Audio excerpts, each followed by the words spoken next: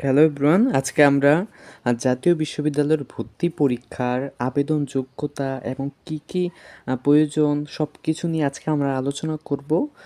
এটা হচ্ছে অ্যাডমিশনের জন্য খুবই একটা গুরুত্বপূর্ণ ভিডিও এবং তোমাদের যে এইচএসসি 2025 তাদের কিছু সুখবর দেব এবং কিছু খারাপ খবর আছে। সব কিছুর জন্য প্রস্তুত থাকো।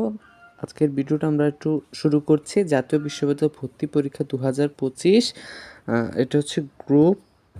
আমরা যদি একটা জিনিস দেখি, বিজ্ঞান থেকে তোমার প্রয়োজন জাতীয় বিশ্ববিদ্যালয় পরীক্ষা দেওয়ার জন্য 2.75 2.50 দুইটা মিলে 6, মানবিক 2.50 দুইটা মিলে 5.50 এবং ব্যবসা শিক্ষা 2.50 মোট 5.50 দুইটা মিলে। ভর্তি পরীক্ষা 100 মার্কের, নেগেটিভ মার্ক নেই। মোট আসন 4,36,285।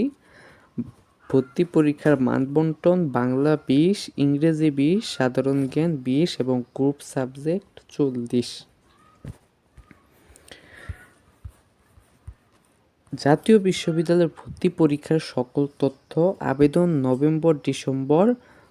আবেদনের ফি 700 টাকা। সিলেকশন নেই, বিভাগ পরিবর্তন নেই, বিষয়ভিত্তিক পাস নেই, পাস নম্বর 35, নেগেটিভ মার্কস নেই।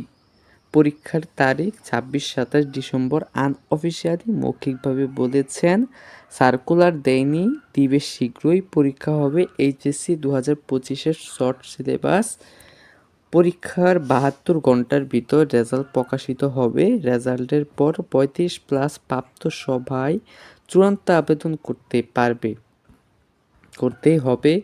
চূড়ান্ত আবেদনের জন্য কলেজের প্রতি আলাদা ফি দিতে হবে। জাতীয় বিশ্ববিদ্যালয় ভর্তি পরীক্ষায় প্রশ্ন হবে এইচএসসির বই থেকে। অনেকের প্রশ্ন, সাবজেক্ট কি নিজের পছন্দ মতো নেওয়া যায়? উত্তর হচ্ছে নিজের পছন্দ মতো সাবজেক্ট চয়েস দেবেন আবেদনের সময়।